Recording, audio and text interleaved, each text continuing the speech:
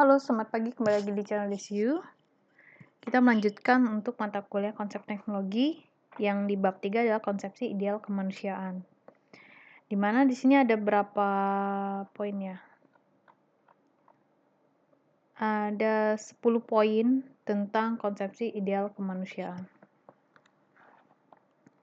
Jadi, konsep ideal sangat diperlukan untuk penetapan arah sasaran serta menjadi tujuan operasional sejauh mana pencapaian telah diraih.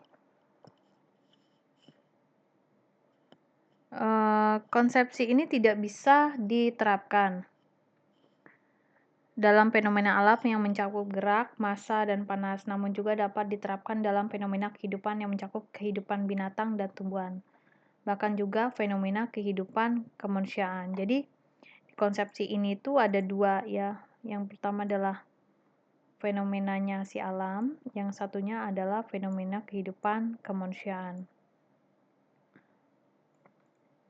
Nah, ini skemanya ya. Jadi ada, ini bacanya bingung juga ya. Model ideal semakin sempurna, model makin mungkin realisasi ya. Ada ideal kebendaan, ideal kehidupan, dan ideal kemanusiaan. Dan sini ada kecenderungan pro kemanusiaan ya. Pro berarti yang setuju ya dalam bidang kemanusiaan, terus kecenderungan anti kemanusiaan. Jadi yang semakin ke atas itu dia makin pro, yang makin ke bawah dia yang tidak pro terhadap kemanusiaan. Oke, di sini yang semakin pro dia akan manusia itu akan gerak mengatur mandiri alam dan kemanusiaan. Terus yang di bagian tengah dia adalah gerak terpola genetik, alam dan kehidupan. Terus ini yang paling bawah adalah gerak bebas atomik dan alam materi. Masing-masing konsepsi ideal peristiwa di atas berbeda tingkat kesempurnaan atau kerumitan unsur-unsur pembentukan sehingga memberikan pengertian berbeda pula tentang kemungkinan perealisasiannya. Terus di konsepsi ideal semakin sempurna bila bergerak dari alam kebendaan ke alam kehidupan lalu ke alam kehidupan kemanusiaan. Jadi yang ini ya yang dimaksud. Kebendaan, kehidupan, lalu kemanusiaan. Lalu di sini juga arah pergerakan perspektif dari alam kebendaan ke arah alam kehidupan kemanusiaan adalah pro kemanusiaan yang konstruktif, membangun kesempurnaan untuk memungkinkan perealisasiannya. Sedangkan konsepsi manusia seutuhnya adalah konsepsi ideal kemanusiaan yang terletak pada pengertian kemandirian manusia itu sendiri, yang keutuhan unsur-unsurnya akan memiliki nilai diri yang spesifik. Jadi tadi ya yang di sini poin sini ya. Ini penjabarannya ya. Ini detailnya ya, gerak mengatur sendiri alam dan kemanusiaan. Jadi kalau manusia itu sudah mulai mandiri, membawa sifat alam dan kemanusiaan ya, di situ sudah terbentuklah sifat ideal kemanusiaannya. Lalu di sini kemandirian bukan berarti menyendiri atau serba sendiri. Seseorang yang mandiri adalah seseorang yang berhasil membangun nilai dirinya sedemikian sehingga mampu menempatkan perannya dalam alam kehidupan kemanusiaan dengan penuh manfaat. Kemandirian seseorang dapat terukur misalnya dengan sejauh menempatkan peran dengan sejauh mana kehadiran dirinya memberikan manfaat ke arah kesempurnaan dalam sistem yang lebih luas. Lalu di sini 3, berdasarkan observasi empirik atas unsur-unsur pembentuknya, deskripsi ringkas, upaya pembentukan manusia ini dapat dikemukakan seperti berikut. Secara fisik, manusia ditunjukkan oleh kebadanannya, yaitu tubuh dari kehidupan. Badan hidup ini bersifat khas dan berbeda dari tumbuhan maupun binatang karena memiliki kesadaran dan kemampuan berpikir dalam bentuk penalaran rasional dan emosional. Jadi manusia itu nanti bedanya adalah di bagian berpikir, yang satunya adalah rasional, dan emosional. Ada yang kurang ya. Kesadaran ya. Jadi bedanya di sana nanti ada kesadaran dan kemampuan berpikir. Nah, berpikirnya tapi rasional dan emosional. Dengan hidup dan penalarannya, manusia tidak menjadi individualis yang mengisolasi diri, melainkan membangun kemampuan untuk berkomunikasi dengan lingkungan alam, kehidupan, dan kemanusiaan, membentuk masyarakat kemanusiaan. Jadi, nanti dari poin yang ini, yang kesadaran dan kemampuan berpikir, itu nanti kayak bahasanya begini nih ya. Ini kesadaran. Terus ini kemampuan berpikir.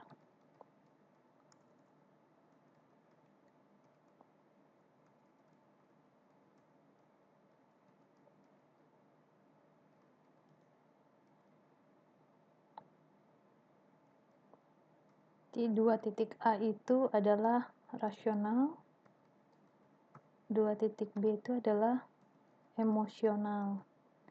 Yang endingnya nanti semua ini tuh mengarah kepada komunikasi.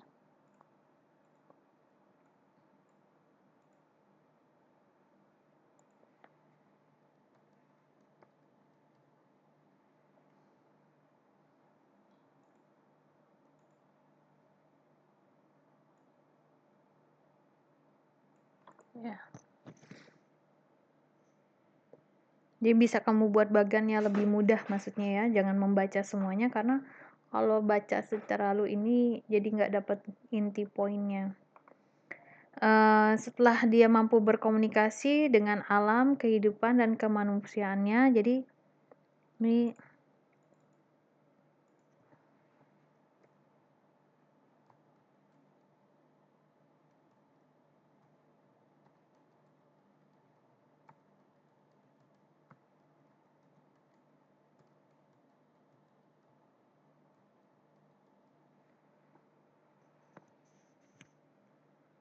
ya, di sini dia. Masyarakat manusia ini ternyata kemudian mampu membangun tata krama etika peradaban. Raihan atas nilai luhur etika ini menempatkan manusia pada posisi terhormat dalam lingkungannya. Ya, jadi ini untuk apa ya?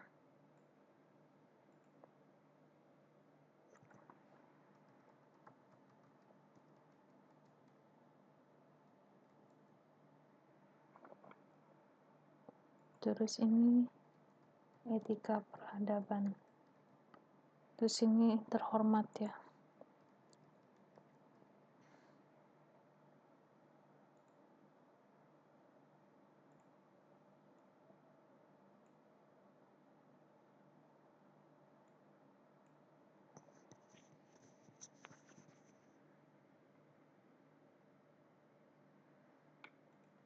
Oke, di sini raihan atas nilai luhur menempatkan manusia pada terhormat dalam lingkungannya, seperti Halifatul fil ardi, dia bilangnya takwa.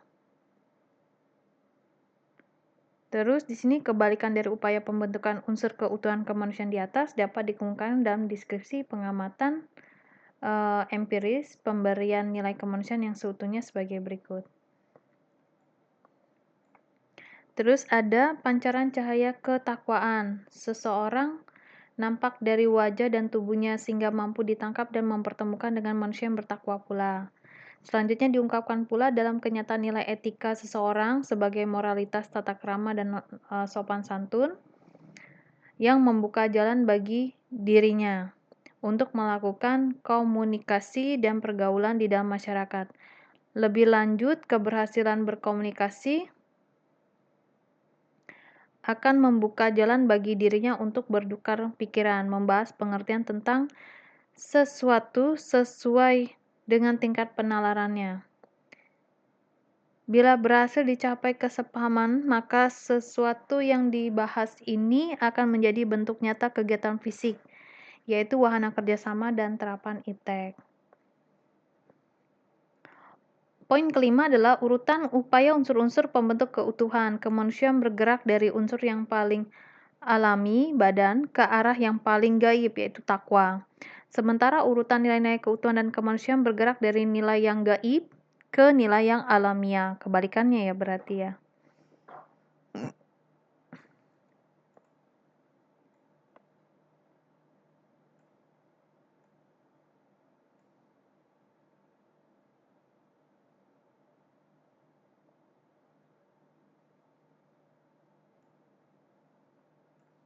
Nah, secara urutannya, upaya pembentukan dan nilai manusia seutuhnya dapat dinyatakan sebagai berikut ya.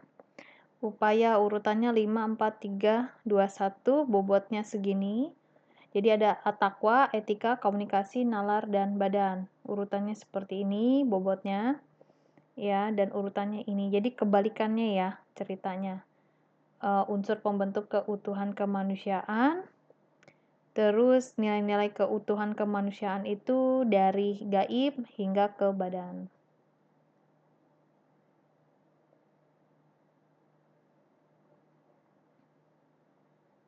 Oke, seseorang yang akan berupaya membangun keutuhan unsur-unsur kemanusiaan akan dimulai dengan membangun unsur kebadanannya. Sementara penilaian keutuhan kemanusiaannya berawal dari ketakwaan.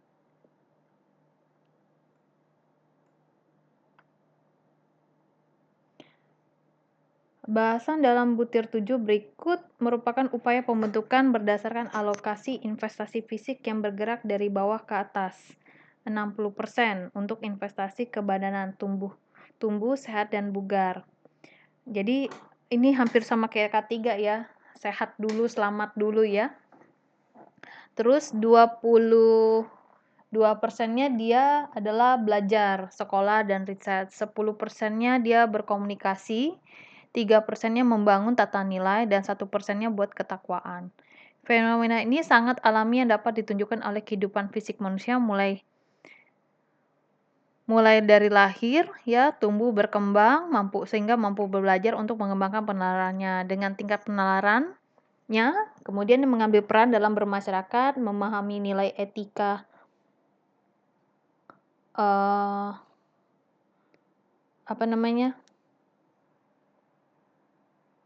memahami nilai etika yang luhur merujuk pembentukan akhlak yang mulia berdasarkan keyakinan beragama.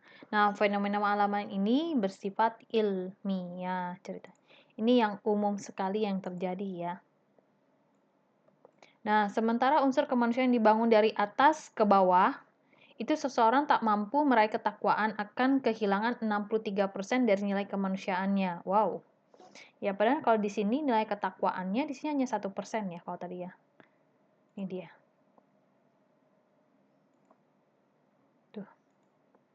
Ya, 1% untuk meraih ketakwaannya. Sedangkan kalau kita ini tuh kayak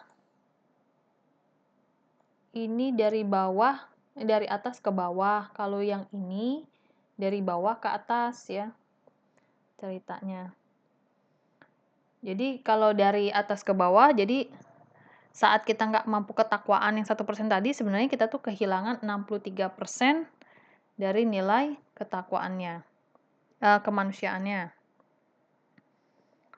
Terus orang tersebut bukan saja tak beragama, namun juga tak bermoral. Hilangnya etika dan sopan santun akan menghilangkan lagi 22% dari nilai kemanusiaannya. Lebih lanjut, ketidakmampuan berkomunikasi dan bekerja sama akan menghilangkan lagi 10% nilai kemanusiaannya.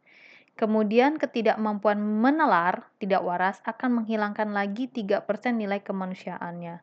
Sehingga manusia hanya tinggal 1% nilai kemanusiaannya berupa kebadanannya saja. Fenomena ini merupakan fenomena gaib yang ilahiyah yang dapat dialami dengan penalaran dengan agama. Wow, mengerikan ya ternyata ya. Dalam kehidupan sehari-hari dapat ditunjukkan oleh pengalaman spiritual. Bertemu seseorang semata-mata karena kebutuhan ilahiyah berdasarkan pancaran ketakwaannya lalu menilai perilaku etikanya. Kemudian berkomunikasi dan bertukar pikiran.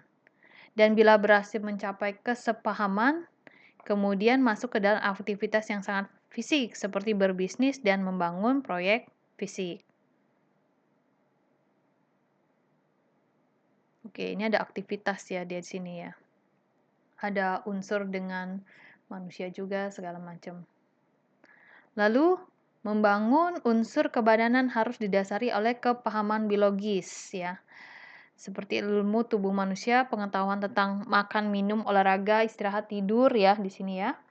Dengan sasaran mencapai pemahaman bionomi kebadanannya, yaitu kemampuan untuk mengatur badannya sendiri secara baik, tahu jumlah dan mutu yang harus dimakan, olahraga. Nah, ini kebutuhannya ya.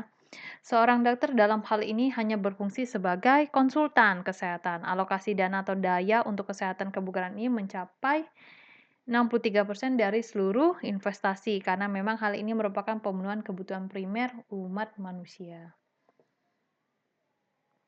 Lalu 7.2, dia membangun unsur penalaran tertuang dalam konsepsi belajar sepanjang hayat. Nah, ini dia yang kemarin ya, ada hubungannya.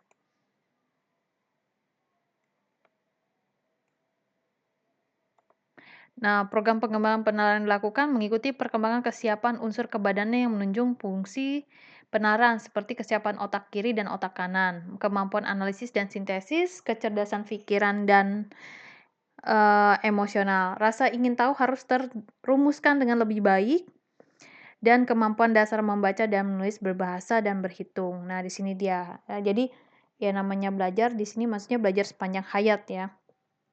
Terus alokasi dana untuk upaya fisik mencapai kecerdasan itu mencapai 22% dari keseluruhan investasi fisik. Seperti uang sekolah, membeli buku, biaya observasi ya, untuk menghasilkan kreativitas, inovasi, nilai tambah, dan peran ekonomi. Ini cukup kompleks yang ini.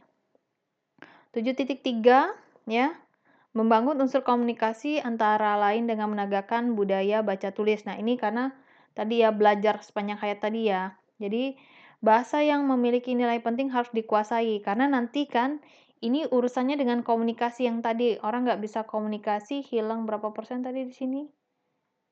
Hilang sopan santun. Ini dia 10% komunikasi ya. Jadi sebenarnya ada baiknya dari bawah ke atas sehingga menuju ketakwaan belajarnya ya ceritanya. Jadi kita meraih dulu 63%, 22%, 10%, 3%, dan 1% tadi. Nah, jadi di sini menegakkan komunikasi adalah 10% dari total investasi upaya sehingga merupakan jumlah yang cukup besar jika diimplementasikan secara berkala. Berkala itu maksudnya dari kamu kecil sampai sekarang nih ya, sampai akhir ya, belajar maksudnya di sini ya. Keberhasilan upaya komunikasi dapat dipantau pada tingkat keakraban, interaksi, dan kerjasama menghasilkan aktivitas baru yang bermanfaat. Organisasi dan networking merupakan sarana institusi pertumbuhan untuk komunikasi kemanusiaan untuk menghadapi kecenderungan globalisasi kehidupan kemanusiaan. Jadi bermitra kalau bahasanya. Oke, poin ke 7.4 dia dari tadi ya networking ya, maksudnya komunikasi ya. Dia membangun tata nilai sebenarnya dan menegakkan sopan santun dalam tata krama, pergaulan, ya, jati diri dan kepribadian. Nah, jadi kita tuh saling mengisi dengan manusia yang lainnya, saling beraliansi, jadi kayak bersekutu di sini. Kemampuan dan mengidentifikasi keunggulan menciptakan toleransi, bla bla bla di sini ya. Sehingga tradisi yang nilai negatif seperti sektarisme, ya, vandalisme dan kawan-kawan itu bisa ditinggalkan. Porsi investasi fisik dalam upaya pembentukan tata nilai ini 3%. Sebagai upaya dasar yang mengawali telah dilakukan, yaitu kebadanan, penalaran, dan komunikasi. 7.5 dari yang tadi 63, 22, 10, 3, nah terakhir itu adalah ketakwaan yang nilainya hanyalah 1%.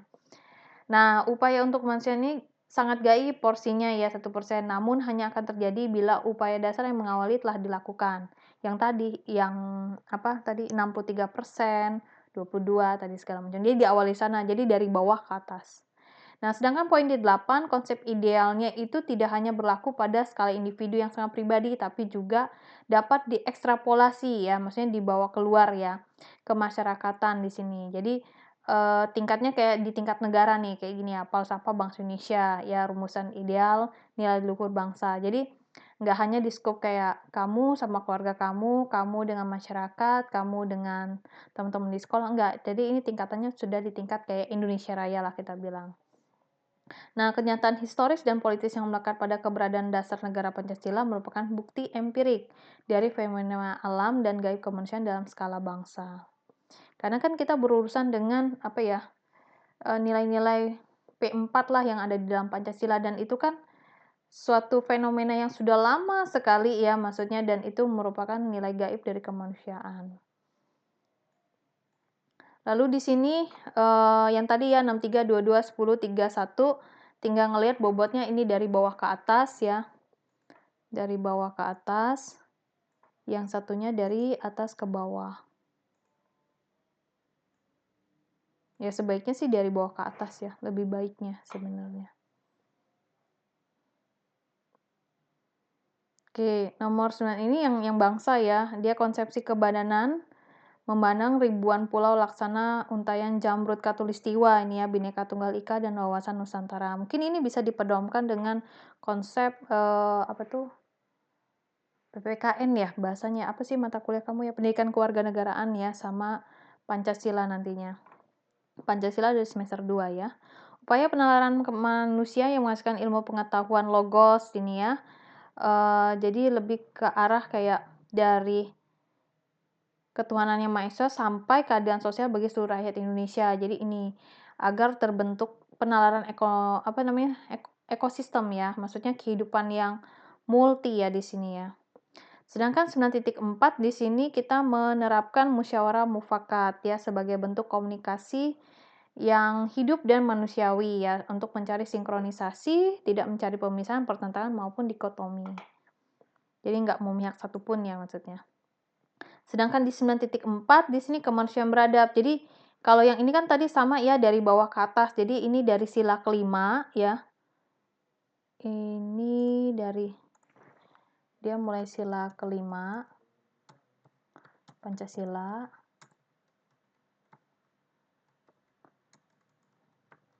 Terus ini sila pertama, ketuhanan yang Maha Esa. Jadi bergeraknya ke arah sana. Tadi kan sebaiknya kan dari bawah ke atas ya kita bilang. Jadi yang ketakwaan itu ada di atas, tahapan terakhir ya. Kalau dari atas ke bawah, agak cukup berat ya kalau kita bilang. Nah, ini kemanusiaan yang adil beradab, jadi menentukan jati diri ya di sini ya, menuju globalisasi. Sedangkan yang 9.5, tatanan setelah dari bermasyarakat, terus kita musyawarah mufakat, persatuan Indonesia, kemanusiaan adil yang beradab. Nah, yang terakhir adalah ketakwaan, yaitu kepada Tuhan Yang Maha Esa. Jadi perspektif tauhid pada fenomena gaib yang menjadi acuan globalisasi keagamaan. Sedangkan poin ke-10 yang terakhir, ini dia pembalikan dari kreatif perkembangan masyarakat ya. Jadi ini secara keseluruhan ini ya, yang menuju Indonesia yang bersatu. Susunan di atas mirip dengan urutan politis Pancasila sebagai dasar negara Indonesia, karena memang kenyataannya bukti empirik adanya nilai luhur berbangsa dan bernegara itu adalah pola hidup yang ada di Indonesia, masyarakat Indonesia. Ya, ini dicetuskan pada saat proklamasi kemerdekaan Indonesia sebagai pandangan sebenarnya, sebagai masyarakat yang sadar atas nilai persatuan Indonesia itu sebagai unsur kebangsaan dari negara Indonesia ini sendiri ya, yang berada itu. Dengan demikian, dasar-dasar kenegaraan di Indonesia ini adalah konsepsi ideal kemanusiaan untuk membangun suatu masyarakat sebagai konsepsi kemanusiaan yang paling layak untuk direalisasikan. Oke, lalu di sini tugas mandiri ini tidak usah dilaporkan ke saya, silakan dikerjakan ya. Untuk merumuskan unsur kemanusiaan yang dianggap paling menentukan. Ya, seperti apa model manusia selengkapnya ya. Terus di sini juga kamu membedakan sistem kebendaan, kehidupan, dan kemanusiaan. Ya. Nah, terus fenomena dari masing tersebut apa sih, jelasin ya, dan juga beri fenomena dari beserta gabungannya. Gabungannya misalnya kebendaan dengan kehidupan, kebendaan dengan kemanusiaan, kebendaan dengan sistem kehidupan dan kemanusiaan. Ya, itu gabungannya maksudnya kan. Ini ada 3 ya, jadi bisa buat peluang kan ya. Kebendaan dan kehidupan, kebendaan dan kemanusiaan, kehidupan dan kemanusiaan. Yang terakhir adalah sistem kebendaan, kehidupan dan kemanusiaan. Jadi ada 1, 2, 3, ada 4. Ada 4 yang kemungkinan dari sini. Terus, coba terangkan kembali istilah dari manusia seutuhnya, Pancasila, mawas diri, mandiri, jati diri, persatuan, hingga logos dan nomos ya. Itu aja dari materi dari konsepsi, ideal kealaman ya, kok ideal kealaman. Ideal kemanusiaan, nanti kita lanjut lagi ya, tentang konsepsi ilmu dalam peradaban kemanusiaan ini ya, sampai nanti akhirnya ke model. Jadi kayak bentuk prediksi lah kita bilang ya. Optimasi kalau bahasa di kita. Itu aja dari channel YouTube DCU. Sampai jumpa lagi dan saya ucapkan selamat pagi.